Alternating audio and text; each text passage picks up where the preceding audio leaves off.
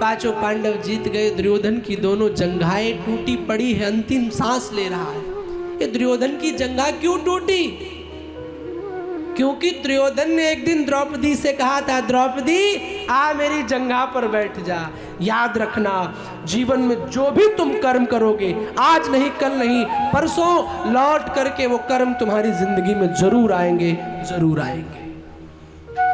इसलिए मत सोचो कि हम बुरा करेंगे तो कोई देख नहीं रहा है। अब भगवान भी होशियार है। मेरे मालिक के दरबार में सब लोगों का खाता, और पुराने समय में भगवान बही खाते पे लिखते थे, आजकल एडवांस भगवान हो गए, अब तो लैपटॉप पर लिखते हैं तुम्हारे कर्मों की हाजिरी। जैसे कर्म करोगे, आज किसी को गाली दो, परसों ना गाली मिल जाए तो कहना।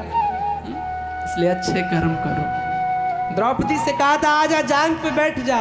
अंतिम समय में क्या हुआ? रावण कितना ज्यादा धनवान, सोने के घर बना। आपके पास कितना सोना है? 1 तोला, 10 तोला, 20 तोला, 50 तोला, इतना चलेगा? ज्यादा बोल दिया, इतना भी नहीं होगा। और रावण का घर कनक कोट विचित्र मणिकृत सुंदरायतना घना चौहट्ट हट्ट सुबट्ट बीथी चारिपुर बहुविधि बना। पूरा भवन सोने का था, और चलता था तो चलत दशानन डोलत अवनी, धरती कांपती थी। और वो रावण जब मरा अंतिम समय में, तो मंदोदरी से पंडितों ने कहा, देवी मंदोदरी, जब कोई मरता है सनातन धर्म में तो कहते मुख में सोना डाल दो तो अच्छा होता है। कहा देवी मंदोदरी जाओ थोड़ा सा सोना लेके आओ, इसके मुख में डाल दे। मंदोदरी ने कहा सोने की कमी है क्या? जाओ, दूतों से कहा जाओ सोना लेके आओ। दूत गए, लौट आए, बोले क्या हुआ? बोले सोना बचा नहीं। बोले क्यों? बोले जब से वो बानर लंका जला के गया कुछ सोना नहीं बचा।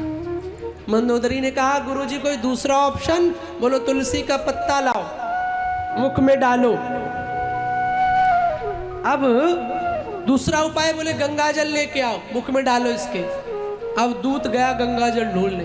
मंदोदरी बोली लाए? बोले कहां से लाऊं? खारे समुद्र पे तो लंका बसा रखी है, कहां से गंगा जल लाओ? अब तीसरा उपाय, बोले तुलसी दल लेके आओ, इसके मुख में डालो। तो एक नौकर गया, लौट के आया, बोले नहीं मिला। बोले क्यों? बोले एक ही घर था विभीषण जी का जिनके घर में तुलसी थी, बाकी पूरी लंका में तुलसी नहीं है। इतना वैभव होने के बाद भी रावण जब गया, मंदोदरी ने भी कह दिया अब जैसा तेरे कर्म में लिखा था वैसे ही मिला। तो मुख में गंगा जल भी डालने को नसीब नहीं हुआ। इसलिए मेरे प्यारे, आज जोड़ के निवेदन करूंगा, घंटी एक बार कम बजाना, धूप बत्ती एक कम लगाना, पर अपने कर्म अच्छे बना लेना। आपके कर्म अच्छे हो गए तो सब कुछ अच्छा हो जाएगा, सब कुछ अच्छा हो जाएगा।